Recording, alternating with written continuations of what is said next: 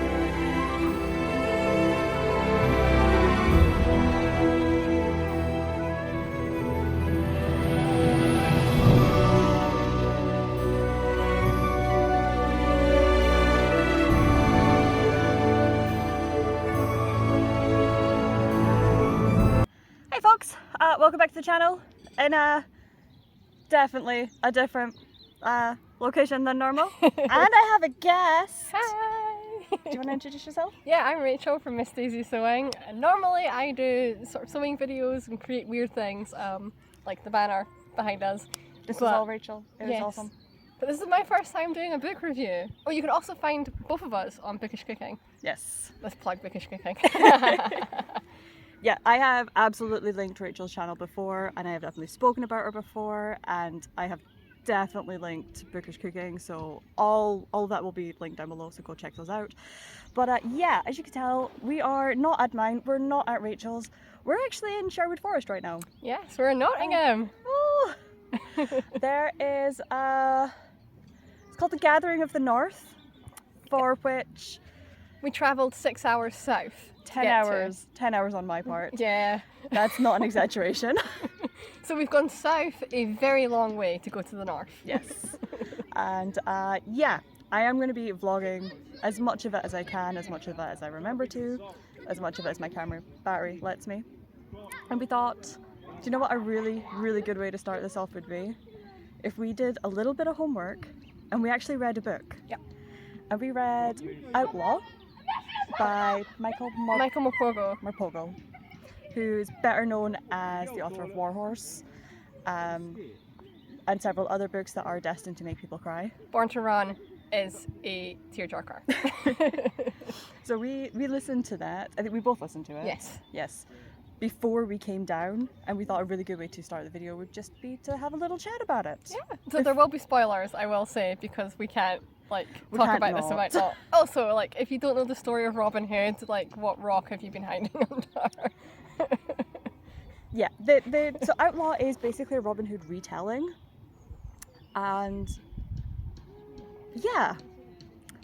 First things first. Did you like it? Yes, but I had issues with it. I would say. So I've read much more Michael Morpurgo than Amy here. I have read Warhorse, I have read Born to Run, I've read Kensuke's Kingdom, Butterfly Lion, things like that. So I have read a lot of Michael Morpurgo, and he has this sort of trope where he likes to sort of bookend his stories with like a sort of present tense, and then we go back into like a past tense. It's quite a common trope he uses. So I was quite prepared for that. But I was not. In my opinion, I think this is possibly one of his weaker stories. Okay, that's really good to know. Because, like, cried at Warhorse, cried at Born to Run, but yeah, this is probably one of his weaker stories. I don't know if it's because he was sort of tied to the story of Robin Hood, although there was a lot of artistic merit on his side, having made Marion be an albino. Yeah. for example. Yeah. Didn't see that coming. So although there was a lot of artistic freedom that he did put into it, I feel like he was constrained by the original telling, and his sort of twist of the present child being a descendant of Robin Hood didn't feel like it was worth it, to be brutally honest. I have not no gonna idea what lie. that present tense bit was about. Added nothing to the story. So the present tense, you've got this initial bit. We've got, I think he's also called Robin. I can't remember. Whatever the present child is called. This is how much of an impression he made. We have him wandering into the forest. So there's been a massive storm, so he wants to check that his tree's okay. The Yes. big great oak tree. And he finds a bunch of bones and a bunch of things and Basically falls goes into on. a dream. Yeah, he goes unconscious, falls into a dream. He gets hit on the head by a branch, and then we go back into Robin Hood's tale for the rest of the entire book until like It's Robin Hood. It's Robin Hood, and then we go back to the present child for like the last like 4 minutes, maybe max. So like this capping, this Yeah. present capping, in total is maybe about 8 minutes, and I just felt like that was unnecessary to the It story. added nothing to it other than leaving me at the event, because I listened to it yesterday as I was driving down to Rachel's, because it's quite a short book. It's about 4 hours, just under 4 hours, so it's very easy. It's a very good, like, almost palate cleanser. But as the tale of Robin Hood ended and I still had another track left to listen to, I was like, what? Because I'd forgotten about the present child, and then we came back to it. I was like, oh yeah, what's the point in this? Yeah, so There's actually no point in it. like, it's one of those ones where like I did enjoy the book. I was just a bit like, it's weird to put a trope in which didn't add to the book, especially because Michael Morpurgo is such a phenomenal author. He was children's laureate and things like that, and it was just a bit of an odd sort of like, It was a oh, choice. okay, It was a choice. it's fine, but it was a choice. It ended the book on a bit of a no, it's Yeah. kind of, I think, the way to put it. Yeah. Um, I think beyond that though, the actual Yes. bulk of it, like if we ignore the bookends, the bulk of it, for the most part, I did really enjoy. Yeah, like I said, the artistic licenses, like making the outlaws, were genuine misfits. They were For lepers, A book that was hunchbacks. written, you know? what, back in the 70s, 80s? Not sure. A while ago. And I do mean like a while ago. Some of the language do go into it with a certain sense of be aware that the language used was language of its time. Yeah, I believe like leper was a word used to describe Yeah. people at one point. It's like we wouldn't describe people that way anymore. But it was commonly accepted. Despite that, the diversity in it yeah, really shocked me. I was not expecting that. And it's diversity, especially disability diversity, yes, handled really respectfully.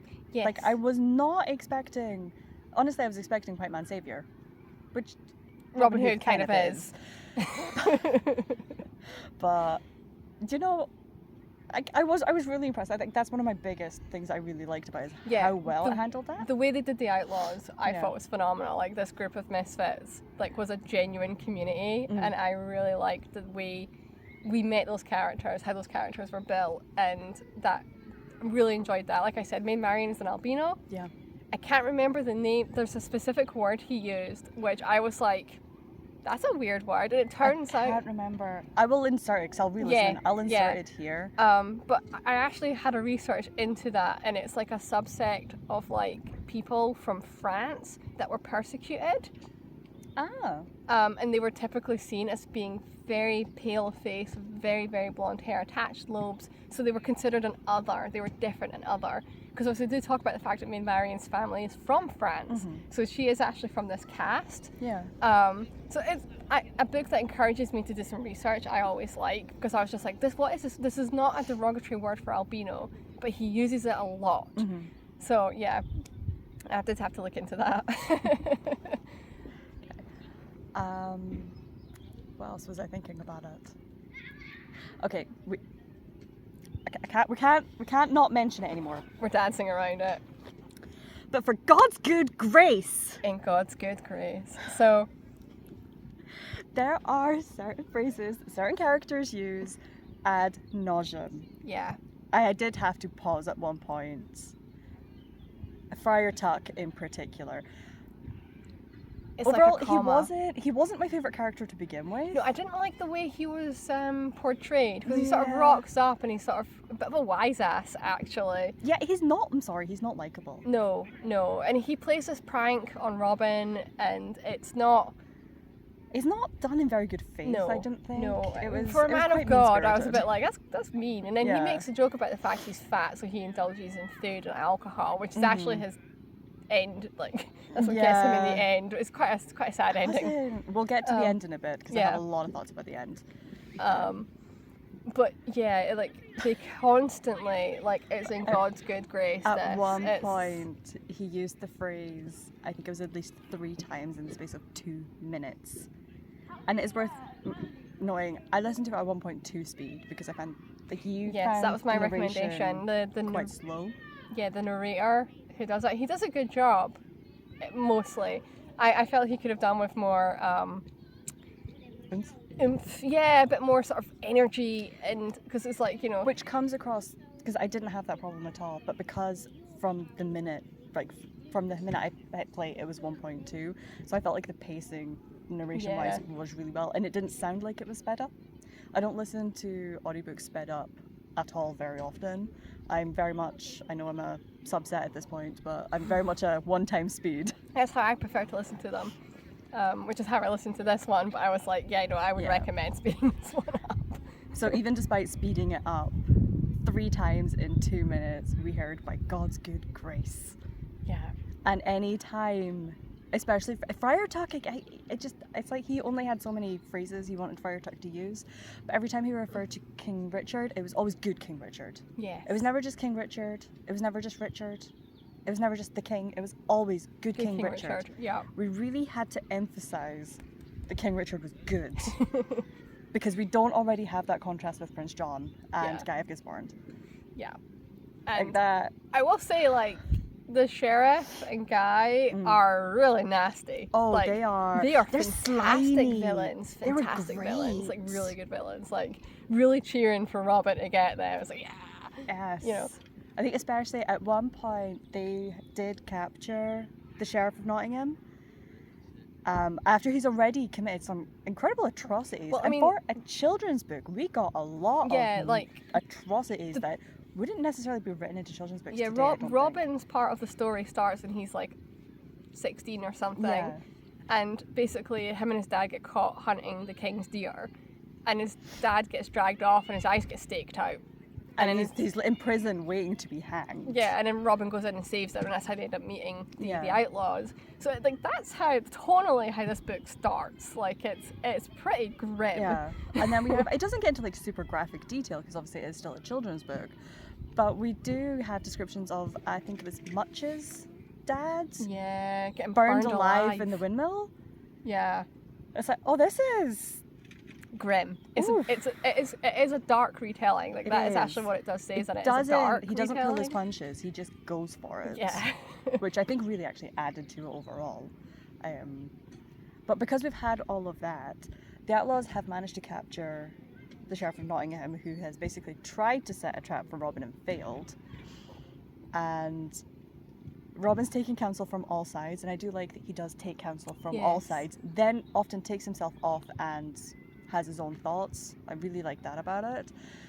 But when he's had these and he's like, right, okay, we're better than them, we're not going to kill you, we're going to let you go, you're going to spend the evening with us, we're going to show you what we're all about, and we're going to let you go, but you're not going to go away with anything. Like, they literally strip him naked and everything. He goes back with nothing. But he is shown that mercy, and he repays that mercy by kidnapping his son, Robin's son. and Who just is also like white-haired as an albino, and I'm like, guys, that's not how genetic works. Sorry. It's one of the few things that pulled me out of the book. I'm just like, genetics, guys. Yeah. It's a recessive gene. But I think having them stick to that villainy, it just, they were really good villains. Really good villains. I will say one villain I did not like or care about. The Abbess, Yes. perchance, yeah. She felt unnecessary. Forced, and we have to have a pointless. wicked woman. Yeah. She felt a bit forced in. It's, I think she was there for specifically the ending, Yes. and it just felt the last. Especially because it's like, she's like, I'm trying to remember here. So the abbess is the sheriff's sister, and she's she's in love with Guy of sleeping with Gisborne. Guy of Gisborne. They're not married. She's an abbess, so it's like, But at one point, we do have sort of like a big battle and things. The sheriff and Guy of Gisborne are both. Oh wait, no, that's when King Richard comes back. yeah, yes. At some point, Guy of Gisborne and the sheriff, they're both executed. They're both yeeted out their story. They're gone. I thought that was us coming to the end of the book. That genuinely, actually. that felt like the if we finished proper there, I'd been like, ending. yeah, Yana, Yeah, yeah, and then it kept It just going. kind of. It felt like he kept going for the sake of kept going. I don't know if maybe he was being paid by the page or by the word, and he needed to. Oh, he wanted to earn more. I think it's because it's that sort of circular, because obviously the child at the start finds the bones and the silver arrow, and it's because it's Robin's bones and it's his silver arrow he's been buried with. So, like, We needed to get back we to needed that to point. have that full cycle. But it was very forced and dragged out by this point. Yeah, because it's like, yeah, we've had our big hurrah. So what we're going to do is go back to London, and Robin's going to be an ass. Yeah. And Marion's going to leave him. Mm-hmm. But he's going to see right, and he's going to go chase after Marion. But Friar Tuck has got alcohol poisoning by this point, because he's also an ass, by God's good grace. And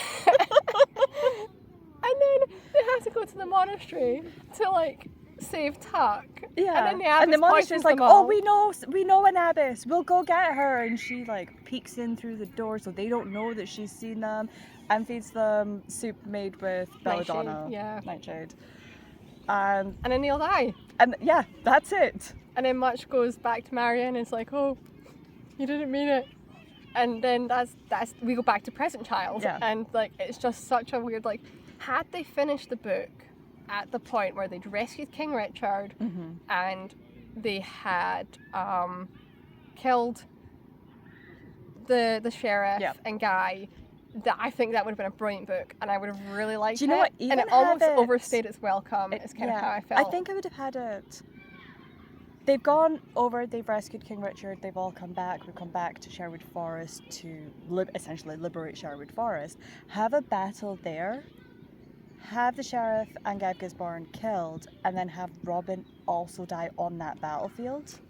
Yeah. At which point, have him buried with his arrow under the tree, then go back. If you need to do this bookend, then go back to the child. Yeah. Because it kind of Robin finishes... gets his heroic end. Yes. And it doesn't, it literally, the way it ends, you're just like, I'm sorry, what? So I don't actually particularly like him anymore, to be honest. Yeah, we go from this incredible, because Robin, the character work is not ideal in that this is a children's book, it's relatively short, like I say, it's only a 4-hour story, so we don't have a lot of time to get into all of the details, all of the motivations, and all of the character arcs. Yeah, I mean, he does want to give the characters nuance, because like from the very start, like Robin's dad is like, power's going to go to this kid's head, like he shouldn't be given ultimate power, you know, so like that's sort of like, it's sort of preluded at the start, but yeah, it's I think he tried to fit slightly too much in. Like I said, if it had finished at the point where Much gets his just rewards and finishes off the sheriff, and then like you said, we flash forwarded to a battle or something, then that would have been great. But finishing then a book, that would have been like, I don't have any regrets reading this book, and I still actually would recommend it. It's possibly still a giving good you book. the impression that we didn't enjoy it. I actually really did have a great time. Like my journey down did take sort of like just over 4 hours yesterday, and it should have taken just over 3. And this book helped a lot. And I mean, this book did heavy lifting for a very bad journey for me. But it's not a perfect book, unfortunately. No, and it's one of, if you've never read a Michael Morpurgo, I would not jump in with Outlaw. I would start on the high. Go read Warhorse. Go read Born. If you like your dogs Born to Run, you will cry so much. It's such a good book. What I would say is, I think my overall like impression and the thing I'm coming away from it is, I regret reading this right now as a 36-year-old. Yeah. I wish I'd read this as a 6-year-old. Maybe not a 6-year-old. Do you know, I'm actually gonna lie, emo me at like 13, 14 would have lapped the hell of that up. This like, is I would have going loved very that. firmly in this is a very good book, I just wish I read it at the right age. Yeah, I'd Like, agree with that. don't- Yeah. It's almost like The Hobbit in a way. I do not give it as much appreciation. I don't appreciate it as much. If 12-year-old or 13-year-old Amy, or heck even like 6 or 8-year-old Amy had read this would have been my favourite book hands down. Like, holy crap, I would have loved everything. It literally ticks all of the boxes. But a more mature Amy is... I think I it has just the want a bit more to groundwork it. that they could take that and make like a show, like Oh, Netflix or something, it could would be pick that up and use it as a fantastic. foundation for like a show. And I Yeah. think it would be, with that sort of 15 age group, age it up a little bit because of the content, but I think it's got the basis to be something really cool. It's just that way where, yeah, I would agree. I think it's just, we're almost, I don't want to be critical, but like, yeah, like you said, we're out with the age range for this book. Yeah. So do take all of our criticisms with that caveat of we are not the target audience anymore. No, we're grown adults, unfortunately. You might not believe that when you see the rest of this vlog, but we are grown adults. Right, with that said, we have been rambling for almost 20 minutes now, so editing Amy's got her word cut out. Yeah. Um, Sorry, editing Amy. so we're going to leave you there, and the next clips you're going to see are going to be hopefully some footage from tomorrow, and yeah, you'll get to see us all dressed up a little bit. By God's good grace.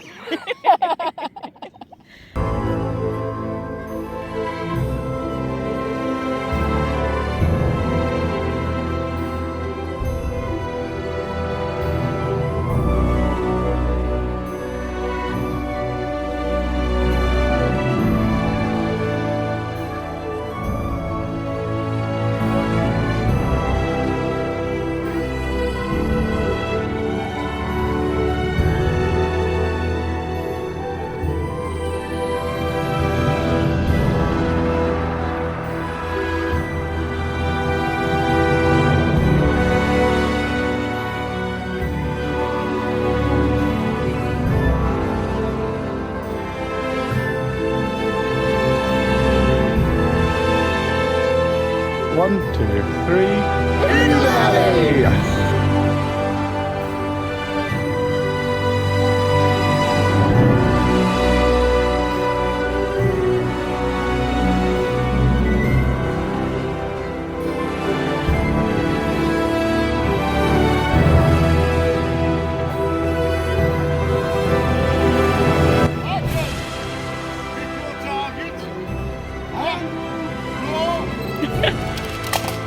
Oh wow!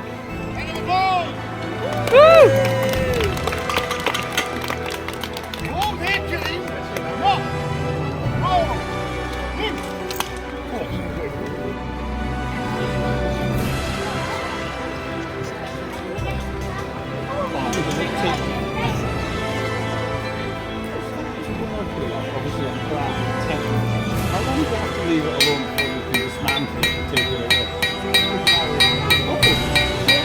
I thought you'd have to leave it ages. That's for more. Ah.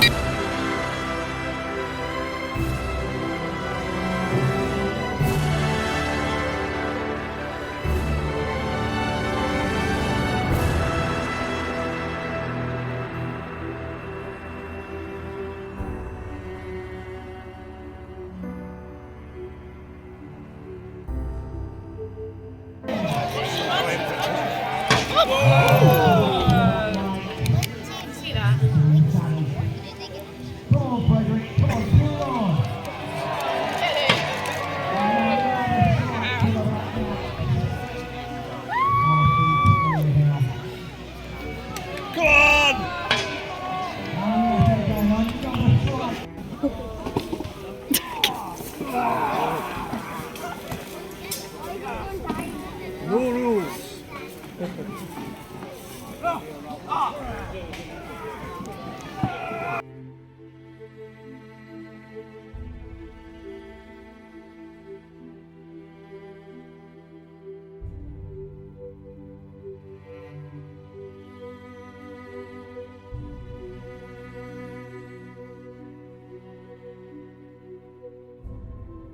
You cannot drop her out of the saddle, but you're getting a good fight to drop her. Come on, cheer them on. Come on.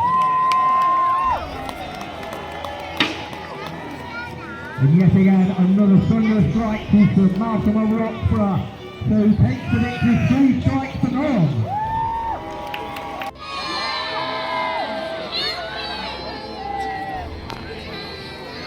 Come on, help the Malcolm, cheer him on.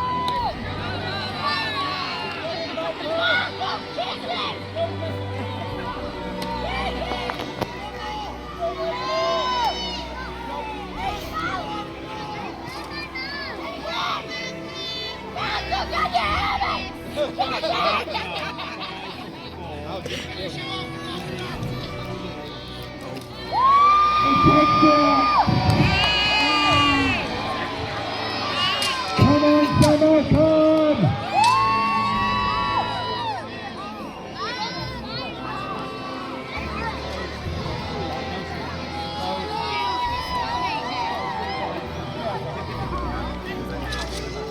The ball's on!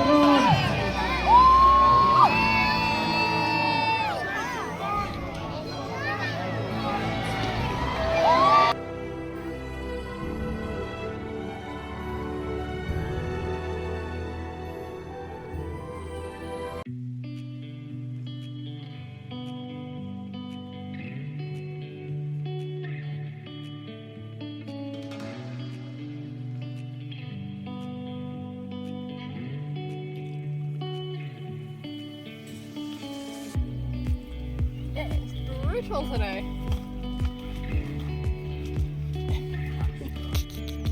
She does eat it so nicely. I know, but I can get it into the sky as well.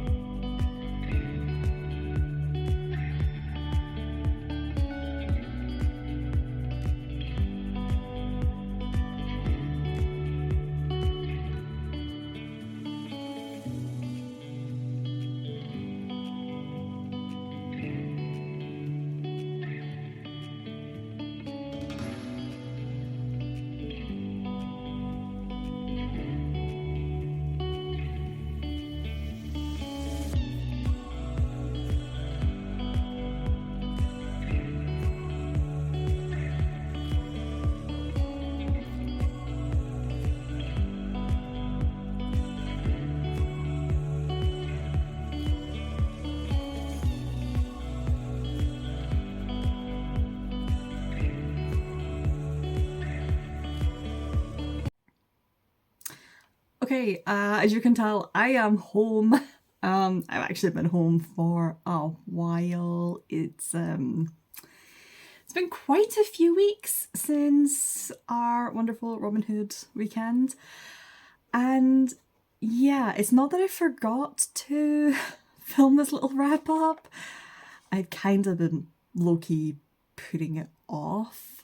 Because the whole point, or like the whole vibe I wanted from this video was I wanted to bookend it.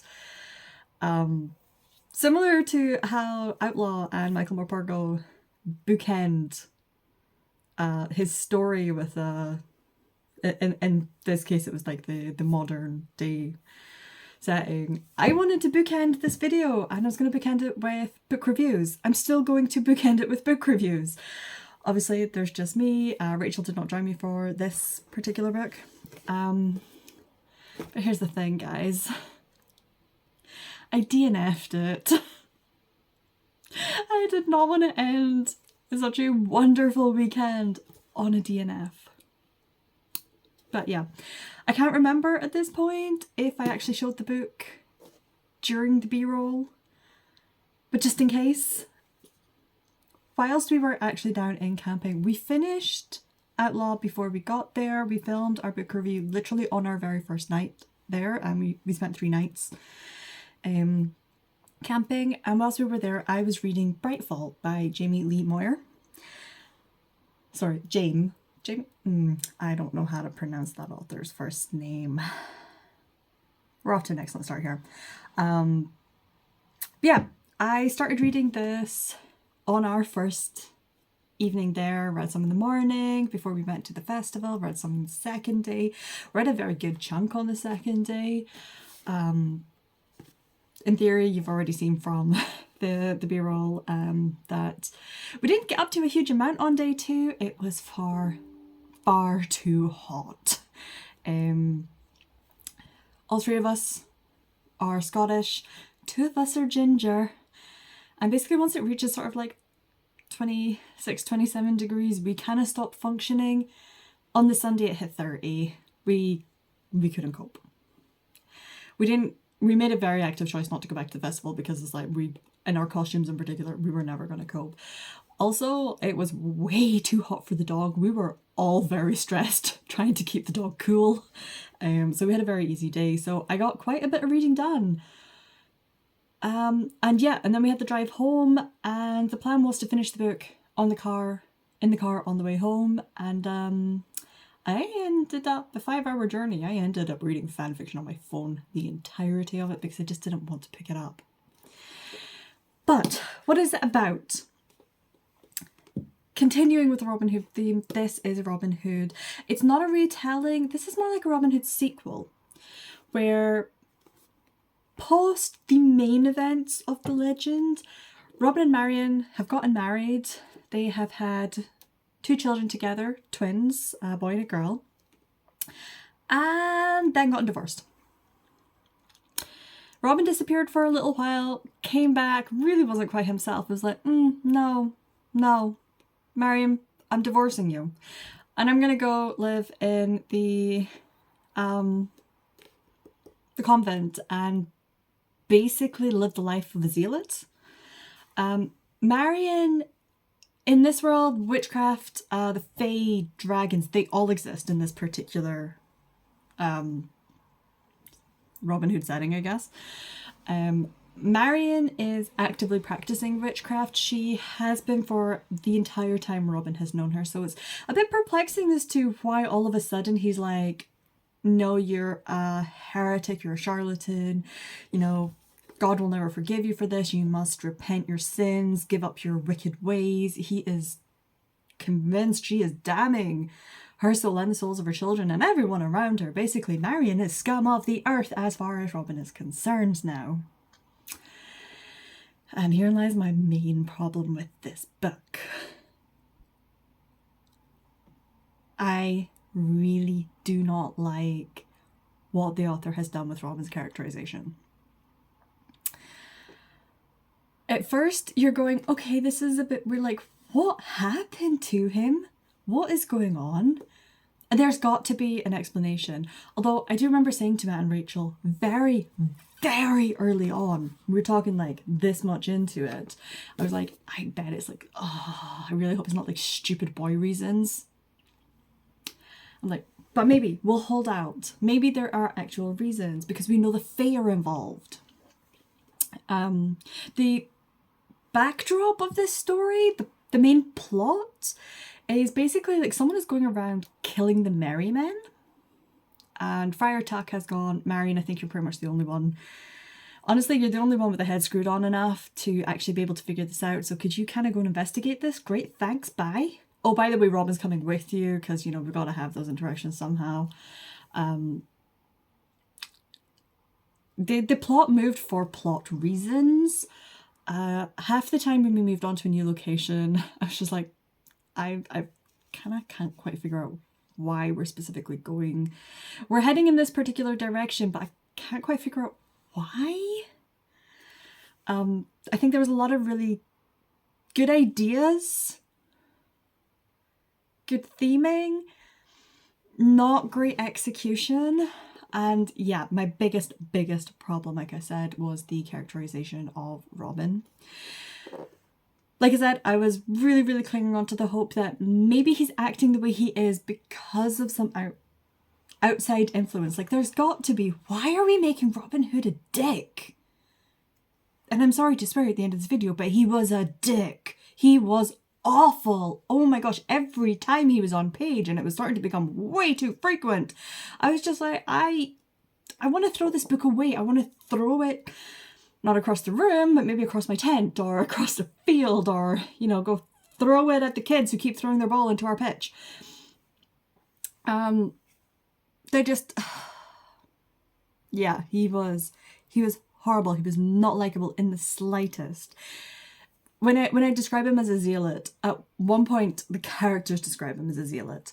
It's very much, he has chosen religion, he has chosen Christianity, and he is clinging on to it, and that is the only thing he has, because at this point that pretty much is the only thing he has. But he is doing it in such a way that he's harming so many people around him, and it's very much, the scriptures are, you're scum of the earth. It's like, no, like he's completely unbending and unwavering. He's not willing to listen to anyone else's side of the story. He's not willing to consider that maybe people do things you don't agree with, but for the right reasons. Like, none of that. He would rather someone died than use magic to save them. Like, that's how far down he is, how far gone he is.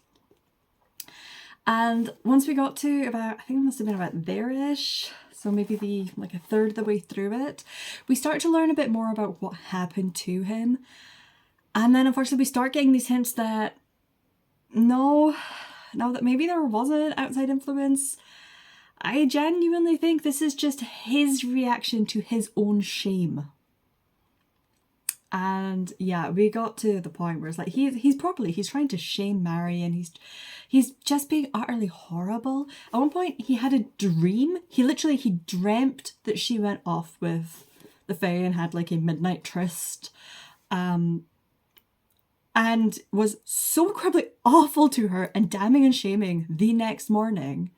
And everyone else is like, because there was like 3 or 4 other characters with them at this point, and everyone else was like, she didn't leave the house. She was tending to my ill wife who's just given birth the entire night. Robin, get off your high horse, shut the fuck up. But he was so determined, and it's like, no. Just because you did something like that in your past does not mean you get to shame her for it. Especially when she didn't even do it. See that this like riling up? I was getting like this so far through the book, like so much of the book, like every time he was on the page, I was just like, I can't do this. Yeah, I don't know how it turned out, because like I say, I got to about the halfway mark and was like, I can't.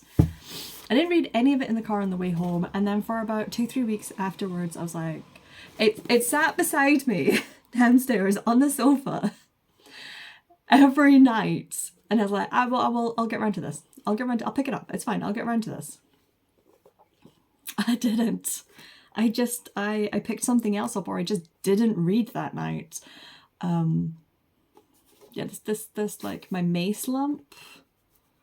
The last sort of like week or so is entirely blamed on this book. So yeah, it wasn't good. I didn't enjoy it. And I'll say, like, when I first started reading it and we're going through, because it's all told, Marion is our main character, it's all her POV for the most part.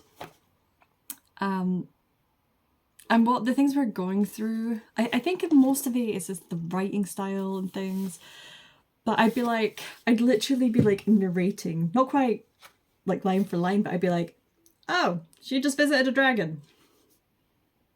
Oh, another person died. Oh, Marion just did this. Oh, Marion just did that. And it does read almost like fairy tale in that old like fairy tale style. To the point that after I told Matt and Rachel I DNF'd it, Matt got the audiobook because I'd made him curious enough.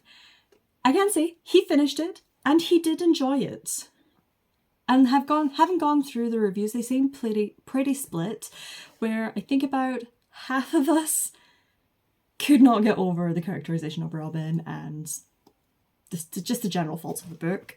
And it just wasn't for us. Ultimately, it just wasn't for us. But the other half of the reviewers had a pretty decent time with it. No one's going out saying this was the best thing I've ever read. No one's going out, no one's going and reviewing and saying like everyone has to rush to read this. This is amazing. This is life-changing.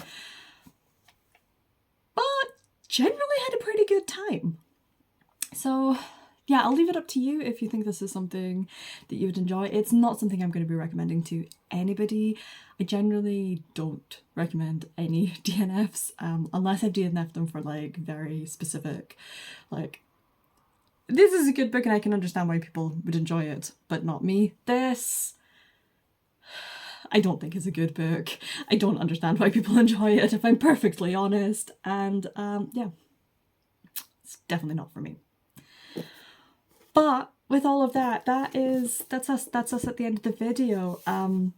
Despite Brightfall taking my tone down a little bit, I had an amazing weekend. I would absolutely, if you guys are ever find yourself in the Nottingham area, go explore Sherwood Forest. It's incredible. I absolutely want to go back, maybe at a time when the festival's not on, so I can just properly wander and explore the forest. And 100% would go back to that festival. It was great. We had such a good time. Watching the jousting was really fun. And yeah, we got very, very blessed with the weather. Like I say, it was, especially on Sunday, almost too hot. But for my very first proper camping trip, I really could not have asked for a better time. I could not have asked for better people to go with. Matt and Rachel, massive kudos to them. I literally just had to come vaguely help pitch my own tent, and that was all I had to do. They fed me, they kept me hydrated, they kept me in tea, they kept me entertained. They were genuinely just like the best people to travel with. And all of the doggy cuddles as well. So yeah. Anyways, I am going to stop rambling. I'm going to leave you guys there. I hope you enjoyed this, and yeah, I'll see you guys in the next one. Bye.